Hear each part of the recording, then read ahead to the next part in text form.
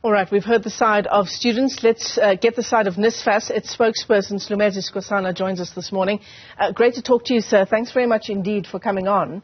We're hearing a lot about this so-called data adjustment process, which is behind this delay. It's causing this delay in the payment of allowances. What does that mean exactly? Good morning, Michelle, and your dear viewers at home. What that actually means is that every time when NSFAS has to disperse the allowances to students or any other payment to the institutions, we have implemented a process of verifying this data. Because it can be ever-changing. For example, if a student has dropped a module or added a module or added a module, we need to know that so that an appropriate disbursement is adjusted to that effect. So we have what is called a data adjustment process that gives the institutions to alert us of those adjustments in case a student has dropped out, in case a student has increased or decreased the modules. So when that happens, the system picks it up. There's a communication of data between the two institutions, that is NSFAS and the relevant institution in respect of the beneficiary consent. So there was, some information glitches in that data exchange that resulted in the delay. But we were swift as NSFAS as well as the institutions in addressing that. Not swift enough, it appears, because there are thousands of students who haven't received their allowances, Slumezi, at a time which I don't need to tell you is incredibly critical in their studies. Of course, Michelle, you are correct. This is a critical time, and like the student leader earlier on pointed out, the student that is writing now will be expected, of course, to fulfill the progression requirement of NSFAS in order for them to receive continued funding. But may I just indicate that we are working hard, with the institutions to address this, which is why over the weekend we have been able to process payments to which reference has been made, by the newspapers. But I also do want to highlight the following concern, Michelle, that even though there are genuine, cases of wanting to hold, people accountable, of course, which should be the case in the case of democracy, we are as NSFAS perturbed, by the fact that an operational meeting where the staff of two institutions were involved in trying to find a solution to the problem of delays. Those recordings were kind of made public, and you wonder what the intention of that is. Because here we're dealing with a serious, data issue. I can just give you an example. If you receive as NSFAS data that says that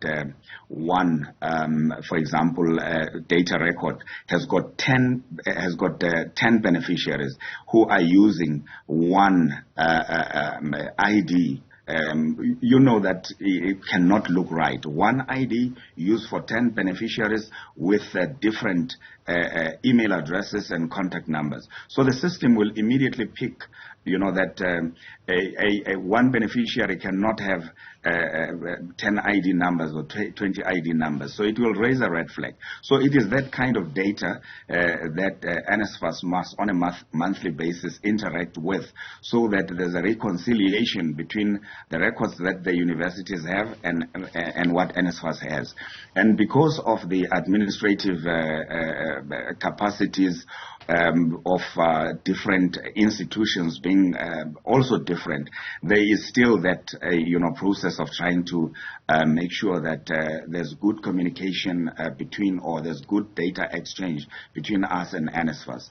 And we're doing the best we can, to address this problem. It is a pity that it's also happening during exam time, but I can tell you, Michelle, that this is for a good cause. We are making sure we are improving the system, while at the same time making sure that the resources are used, rightfully. Yeah, I absolutely understand that the reconciliation to address fraudulent claims is essential, right? Because we want all of the money available to go to as many students as possible. So fraudulent claims and having one ID number with a number of claims, that obviously is a serious issue that needs to be addressed. But can this reconciliation not happen at a different time? Because the bottom line is that if indeed I am a student lodging a fraudulent claim, the investigation into my claim is costing other students incredibly dearly. Because, I mean, can you imagine going to work for 2 days, Slumezi, without eating a single meal? Now you have to study for an exam and go and sit for an exam on an empty stomach. Indeed, that is a critical, concern, for us. But, Michelle, I think our commitment to doing the right thing the right way should not be compromised, which is why we're doing, the best we can to make sure that as soon as these aberrations or exceptions have been picked up, we deal with them effectively. But why in the middle of exams, Slumezi? I mean, that's the point, Yeah. I think what needs to be understood, Michelle, is that it's not the overall system that is not operating. I mean, we have disbursed over 511 million, towards student allowance. Towards student allowances to date, using, the system. What is the issue right now? It's dealing with those exceptions that we have picked up. Right. So the numbers that you're not talking about that are even quoted in the media, are not correct. But I can't be, for reasons of time, be walking you through in a professorial way to say that, look, this is what happened, that is what happened. I can only globally and in general point to you that we are only dealing with exceptions where we have picked up discrepancies. But overall, the payments have been made. There's also a claim here in the Sowetan. Its front page is leading with the story around NSFAS and students having to go to bed hungry because of their allowances not being paid. Many of them saying that their allowances were not paid for October and for November. That's from at least one university, the University of Venda. What's your response to that? I mean, how long does this reconciliation process take? No, I think with regard to that, I can be a little direct. We should be processing, that payment in the next 48 hours because the glitch that happened with regard to the University of Venda, I think WUSU and UL are similar. So that has been addressed. And over the weekend, we processed payment relating to all beneficiaries at the University of the Northwestern Stellenbosch. So we've made good progress in that regard. I just wonder, what's going to be the upshot of students who have been impacted by this?